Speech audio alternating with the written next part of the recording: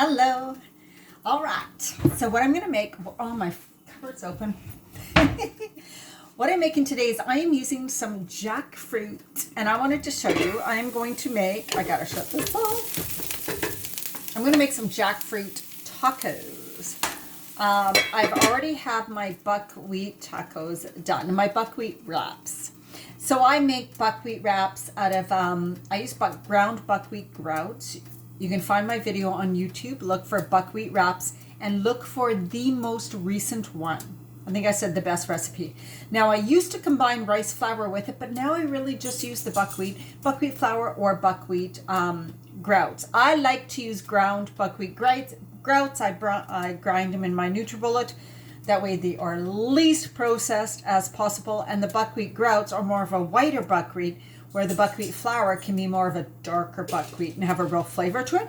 All right, so let's just say you've got those made already, or whatever you're going to use. Now I am using jackfruit. It might be backwards, but I'm not sure. This is an organic non-GMO jackfruit. You can buy it canned like this. You drain it, pour it in a strainer, drain it, rinse it, and I cut it up. I'm going to show you a little bit about how I cut it right now. So I cut most of it up. It's right here. It's kind of supposed to look like pulled pork or chicken, right? So here's the pieces, how they come out like this. I cut an end off, a core, like it almost like pineapple. You know how pineapple has that hard core? That's what this has too. So here's the hard pieces. I cut off the ends of the pieces that look like this. So that all is cut. So what I do is, here's the piece. I cut it into thinner. You see what I'm doing here. I cut it into thinner pieces that way. And then I take these pieces and I cut them lengthwise. So I'll cut them like this into thin strips. Now, some people pull this apart with their fingers. You can do that. I find it easier to cut. Sometimes they don't pull apart as well, but you can pull them apart. And now you will find some recipes that boil the jackfruit to make it softer. Now, it's already, like jackfruit is a fruit. You don't need to cook it, but we are going to flavor it and cook it.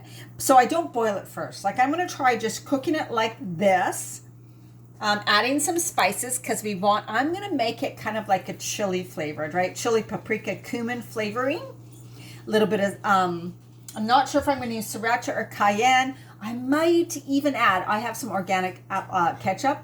I know, I love ketchup. It's full of sugar. I know that, but I don't have too much of it. I might even add some ketchup into this, which I never do in any recipes. But I might add some ketchup, and I might add some Bragg's liquid soy for a little bit of smokier taste, a deeper flavor. And I have mustard out. I don't think I'll use mustard. I was wondering about that. I'm going with the flow here. So you guys are going to get, I've never made this before. So I just kind of burnt my garlic and onions, but I have sauteed garlic and onions in a pan and a bit of oil. I always put a cover on it so that it cooks, but I kind of burnt them. But anyways, so it's about a quarter cup of chopped onions, sweet onions, and about 2 cloves of garlic. You can use more if you want. Okay, so that's already cooked. Now I'm going to add my chopped jackfruit. This is just 1 can of jackfruit. That's what I have here. Now, some people add veggie bouillon, like veggie bouillon stuff, veggie stock, chicken stock. You can add stock to it. I'm not going to today, okay? I'm going to keep it really simple. I'm going to add water, a little bit of water. Oh my God, not a lot of water, guys. So maybe, I don't know, 3 tablespoons of water. I'll probably need more, but anyways. Added a bit of water to this. There it is right there. We're going to see if this works. Okay. Oh, I shut it off, right, because I didn't want it to burn. So I added some water, and now I'm just going to add my spices. And now I'm not sure. I'm going to kind of tell you guys what I'm adding at the time. I'm not sure how it's going to turn out. First time I'm making this, so let's go with it. Okay. So let's start with onion powder. I love using garlic powder and onion powder. Even though there's onions and garlic fresh in there, I just want a really bold flavor. So I'm going to use a teaspoon of, what is this one? Onion powder. And a teaspoon, these are all organic spices, of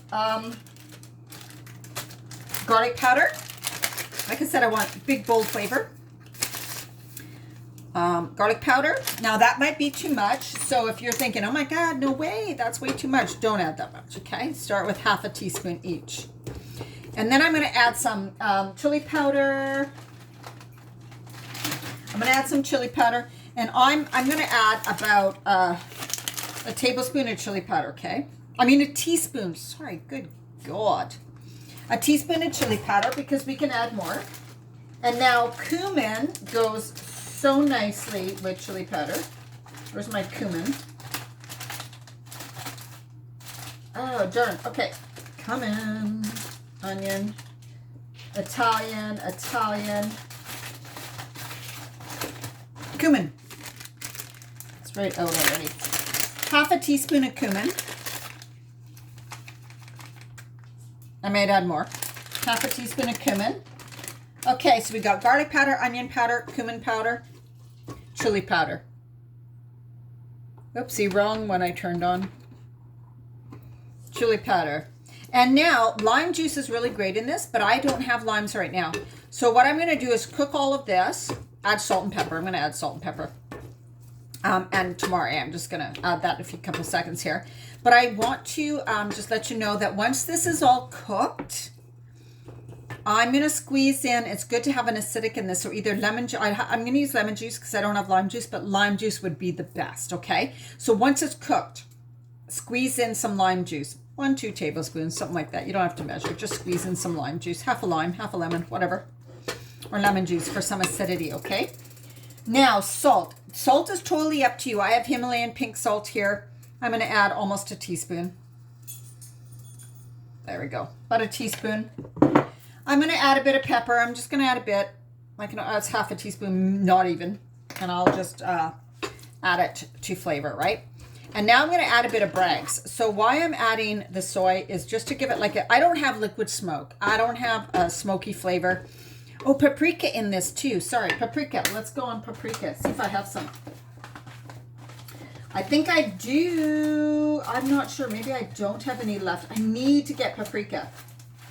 But I would add some, smoked paprika would be the best. If you have some smoked paprika, that would be the kicker. That would be excellent.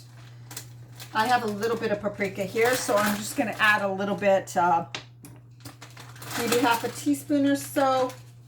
It's not smoked, yeah, half a teaspoon. I'd say if you have smoked paprika, which gives it such a nice flavor, half a teaspoon, maybe just a touch more than that. So that's paprika too. And then I'm going to add, what else? Oh yeah, a bit of this Bragg's. So probably 2 teaspoons. 2 teaspoons Bragg's. Now this is like a soy sauce. This is a gluten-free soy sauce. If you don't want to use soy, coconut aminos, or leave it out, doesn't matter. And I said I'm going to try a bit of tomato ketchup, which is not something I usually use in recipes at all. I use it on my eggs every once in a while. I grew up loving ketchup. I mean, I have ketchup on toast, you guys. Oh my God, I love ketchup. I put it on my potatoes too sometimes when I cook potatoes. Ooh. So I would say I'm adding 3 tablespoons. No, 3 teaspoons. Diana. Sorry, 3 teaspoons. I'm not going to add a huge amount right now because I want to see how this flavor all goes together as it goes. So you see how it's looking? Now, I'm going to taste it because what's going to happen now is I'm just going to let it cook for a bit. So I will stop the video because this is really all you need to see. And what I'm going to let you know what comes after this, how you do it after this. I'm going to take a taste test because you're going to also bake this in the oven once you let it saute for a bit. Okay, now we're just testing flavor, okay? Remember, there's going to be a bit of lime juice in here, which is going to really help it. Oh my God. Seriously, that is so good. Can't even tell you. Now, that is good. with a bit of lime juice will be just perfect once it's done. Absolutely perfect. So now what I'm going to do is I'm going to, as you see, there's a little bit of liquid in here because of the stuff. If you leave it uncovered, it's going to dry out. So what you want to do is soften it. So you want to cover it with a lid, okay? Here's my lid.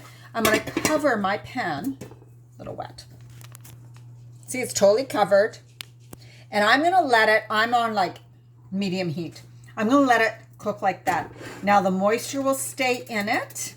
And I'm going to let the flavors melt. So I would say I'm going to let it cook like this for maybe 10 minutes.